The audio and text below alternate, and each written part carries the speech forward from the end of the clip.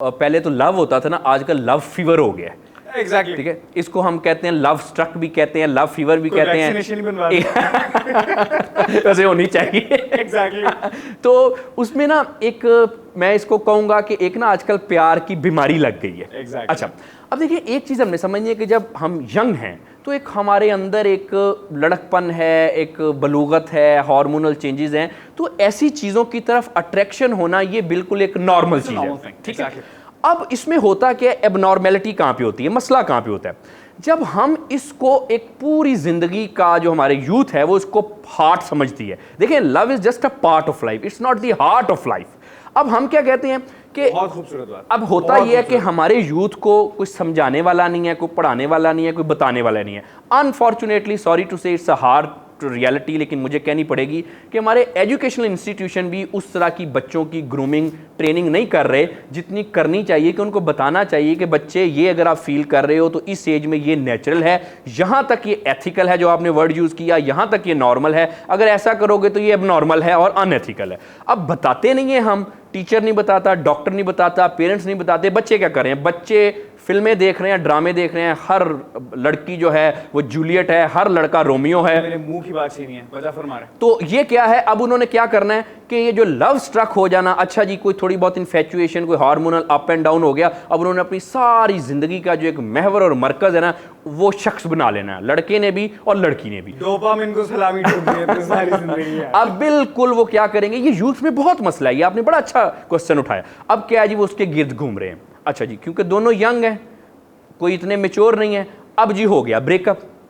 अब जब ब्रेकअप हुआ, एग्जैक्टली ब्रेकअप हो गया। अब हुआ क्या, पहले आप ठीक ठाक लाइफ गुजार रहे थे, एजुकेटेड थे, सारी चीजें थी, जैसे ही आपका हुआ ब्रेकअप, अब जब आपने इमोशनल अटैचमेंट की थी, ब्रेकअप के बाद आपको इमोशनल वॉइड फील होने लग गया। एग्जैक्टली आपने बिल्कुल सही बात की, बड़े अच्छे बच्चे हैं, ग्रेड अच्छे हैं, एजुकेटेड हैं, जॉब भी अच्छी है, फैमिली भी अच्छी है, सारा कुछ अच्छा है, लेकिन क्या हुआ, इमोशनल अटैचमेंट, ब्रेकअप, वो इमोशनल वॉइड। अब इस इमोशनल वॉइड का, उस खला का, उस गैप का बच्चे क्या करें, वो क्या करते हैं, वो फिर एक सिलसिला शुरू हो जाता है। या तो जैसे आपने बताया कोई देवदास टाइप बन जाता है, लेकिन आजकल देवदास नहीं बनते, आजकल क्योंकि सोशल मीडिया का दौर है, आजकल कोई और मिल जाता है। मैं तो अक्सर कहता हूं कि अगर लैला मजनू के दौर में सोशल मीडिया होता ना, तो ये स्टोरी नहीं बननी थी।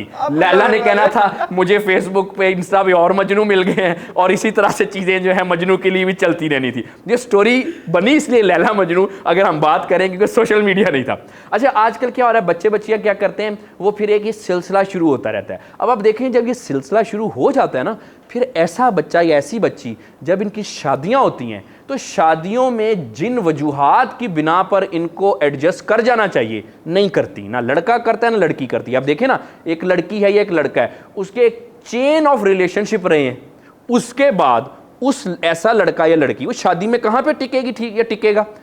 अब ये कोई डेरोगेटरी वर्ड नहीं है, we need to understand that कि अब एक ह्यूमन, एक मेंटेलिटी है, ह्यूमन बिहेवियर है। मुश्किल होगा, मैं ये नहीं कहता कि अगर ऐसे हो गया तो नहीं होगा, लेकिन मुश्किल हो जाता है। फिर क्या होता है, फिर ऐसी बातें जिसमें आमतौर पे हमसे पहले वाली जनरेशन एडजस्ट कर लेती थी, हमारे बच्चे एडजस्ट ही नहीं करते। क्यों? क्योंकि एक सीरीज ऑफ रिलेशनशिप चले, ब्रेकअप ब्रेकअप ब्रेकअप, उसके बाद जी आजकल फिर जी ब्रेकअप हो गया तो डिवोर्स भी हो जाएगी, तो कौन सा मसला हो जाएगा। ये एक माइंड सेट बन जाता है। तो जहां पे निभा जाना होता है, इन हरकत और सकनात की वजह से, इस एक्सपोजर की वजह से हम निभा नहीं सकते। छोटी छोटी चीजों में हम भागने के जो हैं वो रास्ते ढूंढते हैं। तो जैसे हमने बात की, आज़ादी, बड़ी खुशी, डोपामीन, ठीक है, एड्रीनालीन, सारी चीजें की, लिमिट क्रॉस कर ली, लिमिट्स में नहीं रहे। अल्टीमेटली क्या हुआ, अब आप रह ही नहीं सक रहे, अब आपसे, और उसका फिर क्या हुआ, जब रह नहीं सक रहे, लोनलीनेस और दूसरे मसले। अब आप देखें, हमारे दादे नाने और दादियां नानियां, वो इतना कोई एक्सपोजर नहीं था, इतने कोई पढ़े लिखे नहीं थे, लेकिन आज भी हमारी दादी नानियां, दादे नानों के चेहरों पे जितना नूर है, जितनी सेटिस्फेक्शन है हमारे घरों में, वो आजकल कहां पे है, मुझे दिखा दें।